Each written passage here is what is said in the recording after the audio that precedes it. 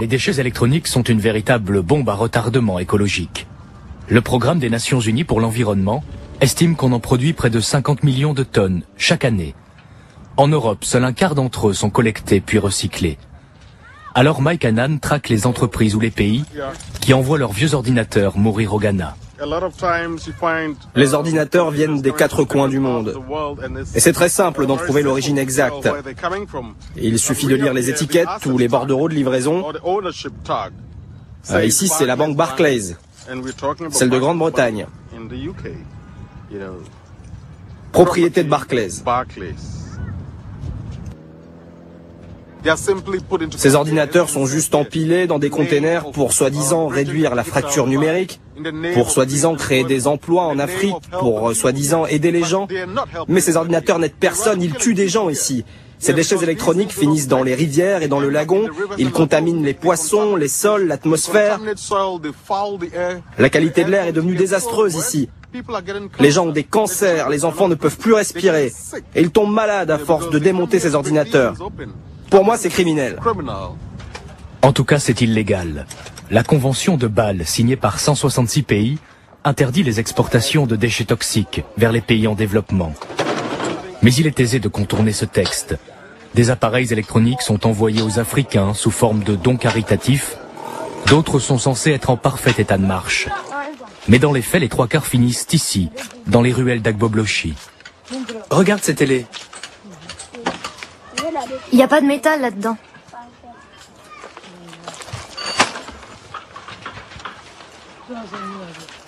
Si je trouve quelque chose, c'est pour moi.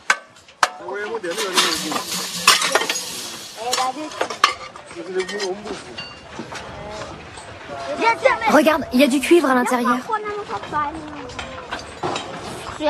Aide-moi, on va aller le récupérer là-bas.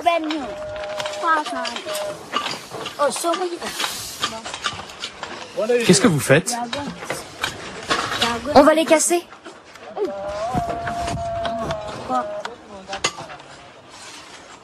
Eric et Joël ont trouvé un lot de télévision prometteur. Ici, les plus jeunes s'occupent du rebut. Il ne reste dans ces appareils que quelques pièces de métal.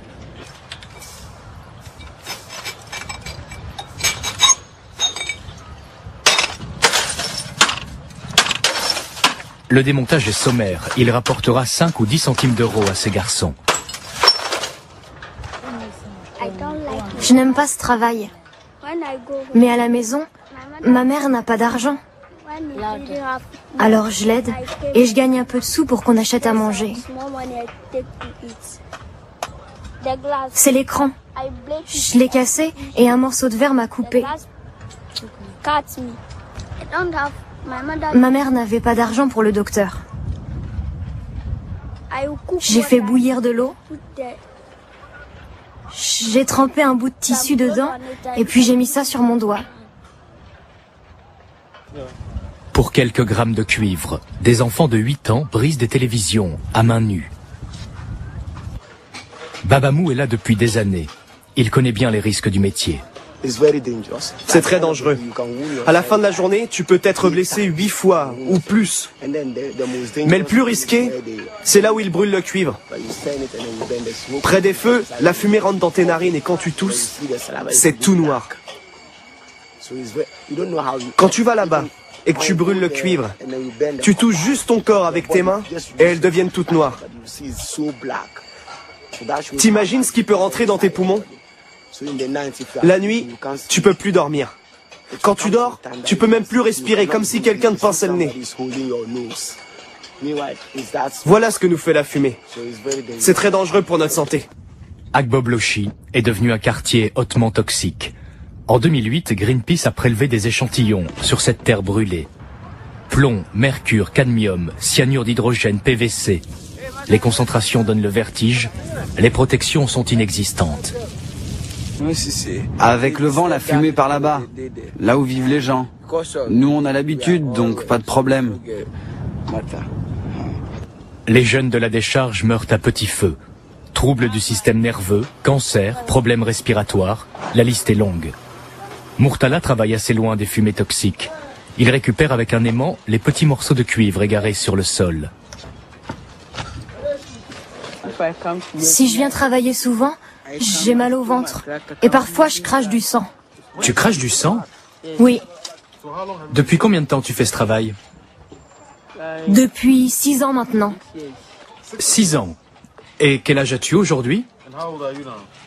J'ai 16 ans. 16 ans. Tu es donc venu à 10 ans. Oui, Où sont tes parents? ils ne sont pas là. Ils sont dans le nord. Comme Murtala, le petit peuple de la décharge vient de la province nord du Ghana, la plus pauvre du pays. Ils sont parqués dans Kokamba, cet immense bidonville à une centaine de mètres des feux. Babamou et son frère vivent dans ces baraques en bois, 6 mètres carrés pour deux. Leurs parents les ont envoyés à Agboblochi pour gagner leur vie et celle de toute une famille. Entre, c'est ma maison ici. Ce matin, ma mère m'a appelé pour me demander de l'argent. Mais je lui ai dit que ce n'était pas facile en ce moment dans la capitale. Si ça l'était, je lui enverrais de l'argent. Vous savez, c'est bientôt l'Aïd el-Fitr. Ma famille a besoin de riz et de plein de choses pour faire la fête. Alors j'ai dit à ma mère de prier Dieu. Et à la fin de la semaine, je lui enverrai tout ce que j'ai gagné à la décharge. Ça, c'est ma mère. À chaque fois que je la regarde, je me sens bien. Elle me rappelle celle qui m'a mis au monde.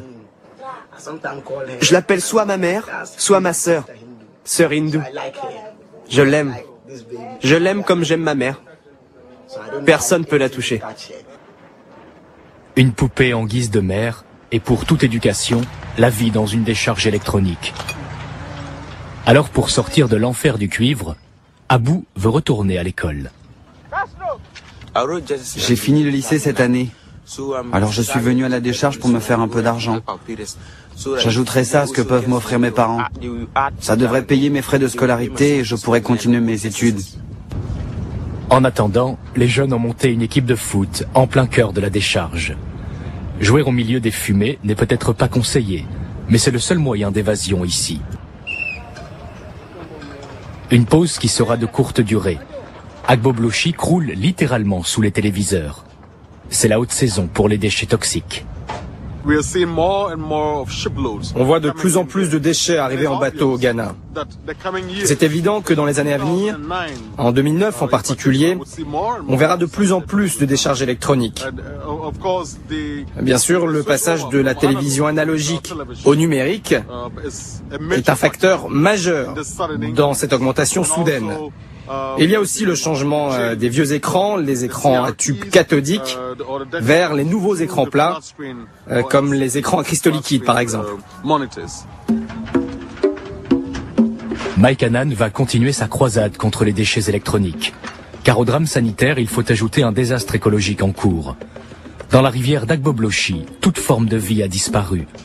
Les écrans et les ordinateurs finissent par rejoindre l'océan, inexorablement. Il y a quelques années pourtant, le lagon était un paradis pour les poissons. Mais les pêcheurs sont tous partis, cédant la place aux enfants de la décharge, leurs barques remplacées par de vieux réfrigérateurs.